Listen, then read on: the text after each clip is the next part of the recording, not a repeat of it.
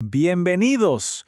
Hoy vamos a hablar de los principios políticos de la Ilustración. Y, a ver, no es solo un tema de historia, es entender cómo un puñado de ideas, literalmente, demolió el mundo antiguo para construir las bases del nuestro.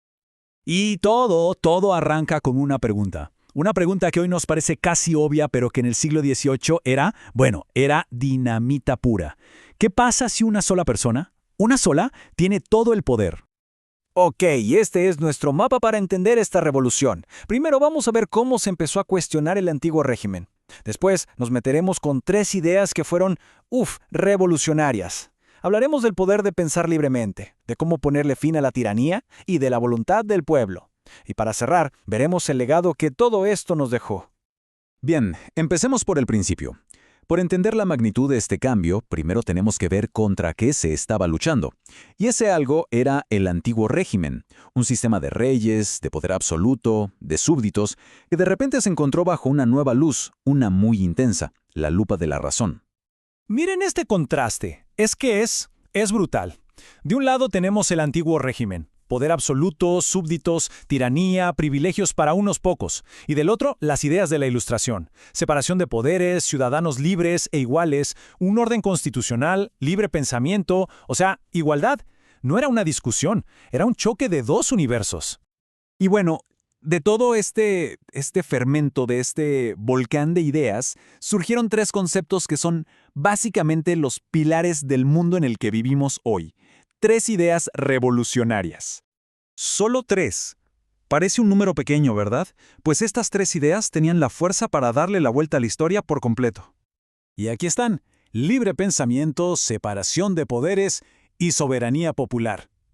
Juntas eran una auténtica bomba de tiempo para las monarquías. Pero es que incluso solas, cada una de ellas era como un misil directo al corazón del poder absoluto. Vamos con la primera. El poder de pensar libremente. Y si hablamos de esto, tenemos que hablar de su gran campeón, el incansable Voltaire. Esta frase de Voltaire, «Atreveos a pensar que es vergonzoso poner vuestra alma en manos de otros», es potentísima. Pensemos en el contexto. Un mundo donde la obediencia al rey y a la iglesia era total. Y de repente llega él y dice, no, la herramienta más poderosa que existe es la mente de cada persona.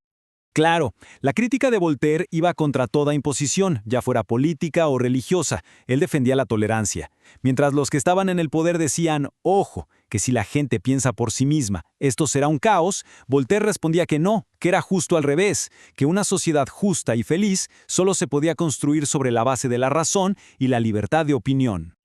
Ok, pensar libremente es el primer paso. Pero, ¿cómo evitamos en la práctica que el poder se corrompa? Bueno, aquí entra en juego Montesquieu, que no solo criticó la tiranía, sino que propuso una fórmula casi de ingeniería para acabar con ella. Y su punto de partida era de una lógica aplastante. Él decía, cuando los poderes legislativo y ejecutivo se unen en la misma persona, no puede haber libertad.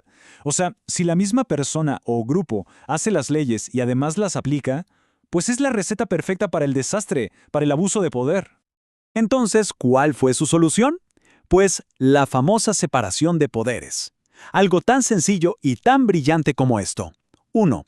El poder legislativo, que es el que crea las leyes. 2. El poder ejecutivo, que las aplica. Y 3. El poder judicial, que interpreta esas leyes y administra justicia. Tres poderes distintos, separados, que se vigilan entre sí. Un sistema de frenos y contrapesos. El objetivo, proteger la libertad. Y con esto llegamos al tercer pilar, a la idea que quizá fue la más explosiva de todas, y viene de la mano de Jean-Jacques Rousseau. Él hizo la pregunta fundamental, la más peligrosa para un monarca. A ver, ¿de dónde sale la autoridad para gobernar? ¿Quién dice que un rey tiene derecho a mandar? Para Rousseau, la respuesta era clara. El Estado no existe para servir los caprichos de un rey. Su único fin, su única razón de ser es el bien común. ¿Y quién define ese bien común? Pues lo que él llamó la voluntad general, la voluntad del pueblo. Y esto es el concepto de soberanía popular. Es una idea que le da la vuelta a todo. El poder ya no baja de Dios al rey, no. Ahora el poder nace del pueblo. Es el pueblo el que hace un acuerdo, un contrato social, para gobernarse a sí mismo. El soberano, el que manda de verdad, ya no es el monarca, es el conjunto de los ciudadanos.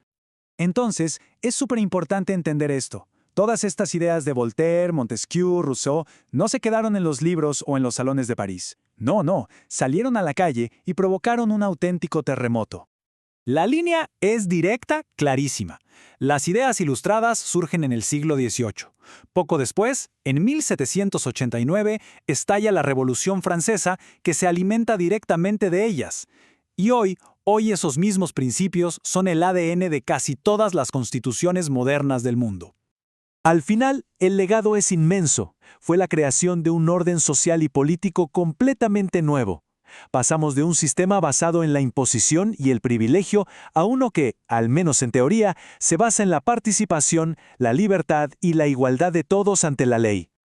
Y la pregunta final es, ¿qué pasa hoy? ¿Cómo resuenan estos principios de libertad, igualdad y soberanía en nuestras sociedades actuales? Porque más de 200 años después, el debate sigue abierto. Y la tarea de defender estas ideas, de hacerlas realidad cada día, sigue siendo tan urgente como entonces.